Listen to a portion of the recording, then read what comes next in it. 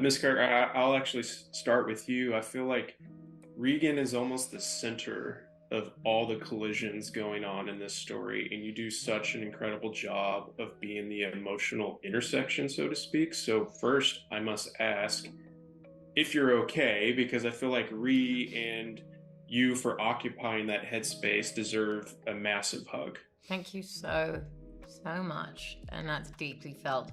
It's like she's in the red zone of the Yeah, disaster. You know, everything has to pass through her. You know, some people miss some of the.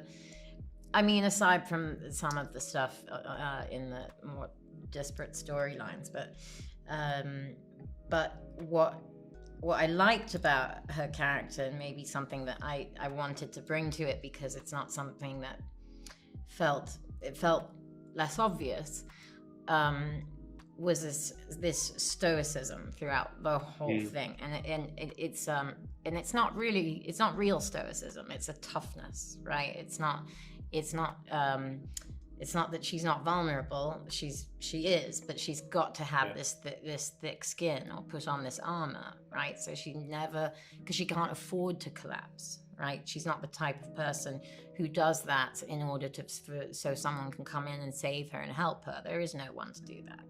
So she has to be this sort of pillar of strength at all times. And I think that was quite hard for me because there were moments where I did want to you know, unravel. And I was mm, like, no, she's not gonna. She will, but not yet. yeah.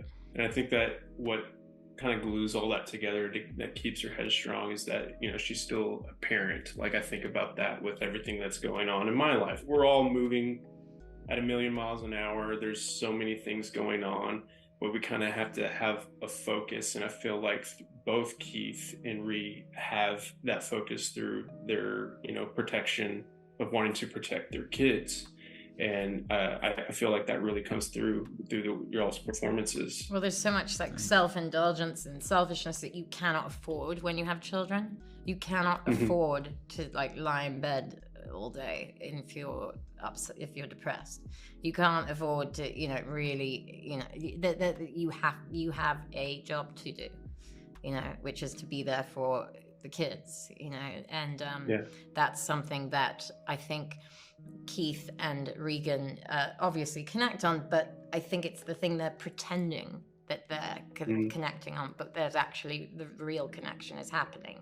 I think that the fact that the thing they have in common is that they love these kids equally more than anyone else, is right, the romance that they're not saying. Where they're really just saying, what they're saying is like, we're co-parenting, but right.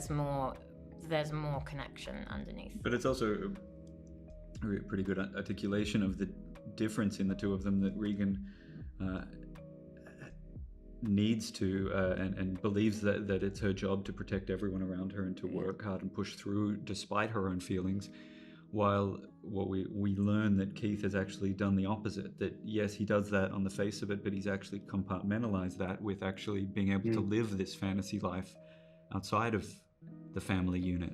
He has had his release. It's I think it's part of the pain that one that makes this separation so resounding, and two, makes it difficult for him to comprehend because he has to come back from that, and so he spends most of the season confused about why this mhm. isn't easier for him to Yeah. fix like most things are. Yeah. Ashley, did playing Keith cause you to reflect or go down any interesting paths about human construction? Yeah, well, I mean, it was a fear of mine, but also a fascination, given the premise, like what makes a man in his late 30s blow up his life and have an affair with a young woman, and not just a woman, but a young woman, 18, 19 years old, and that was some at first difficult for me to get my head around, and continues to be, but I did think that was a pretty fascinating thing to think about and to talk about. And I think where I sort of came to was this idea that maybe all affairs, but especially with someone so young, like you are trying to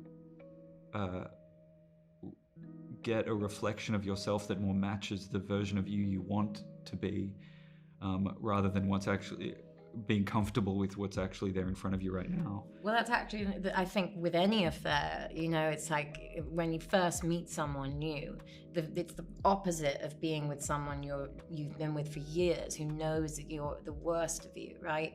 You get to, when you meet someone new and there's that that romance, you get to present the version of you that you want people to see, whether they're 19 or whether they're 40, you know. And it can be confusing because then you start to think you are that person, and that like the partner doesn't see you as who you are, but in fact they do. Your partner sees everything, and they're still with you, so they actually love you more. So the thing I wondered about your character, and I actually had this question for you, Ashley, is why do you think that that Keith wanted so badly to get back together with Regan and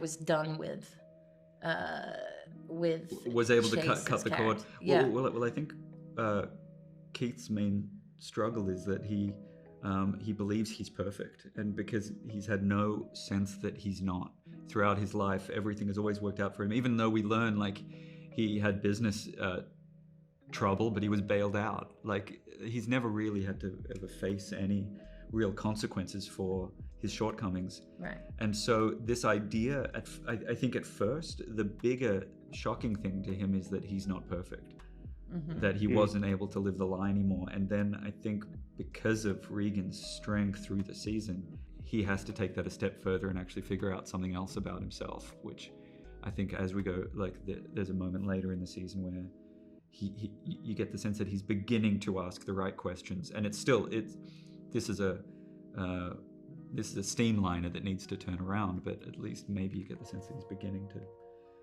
to think about it. Yeah. I didn't mean this to turn into a big therapy session, but that's kind of like the effect of the show. There's like so many things I'm thinking about. Like I even thought about like, man, how interconnected are we? Do you believe in patterns, rhythms, and crossovers and signs? Like there's like, you know, the sign of like, you know, the bird that's shot, or even Charlie going into the church. Like there's just all these little things, and I just can't imagine like what it must be like for you to kind of keep that contained and navigate it all. I think that's a beautiful way to describe the show. I think although at the center of it and our engine is this shooting in Central Park, it's really about this scatter effect it has on like a huge community of people, and how and ultimately thinking that maybe revealing the secrets are actually is a better avenue to connection, and than staying on your island and staying lonely. Yeah, I wasn't sure if you were asking do you believe in signs and connection in life and stuff like that. I don't know. Yeah. But I think for films and storytelling, there has to be, right? Otherwise, what's the point, right? We're not talking about we're not arguing here about reality or existentialism. We're telling a story, so everything has to matter. There's themes, there's symbols, and I think this show does a great job of making every moment matter.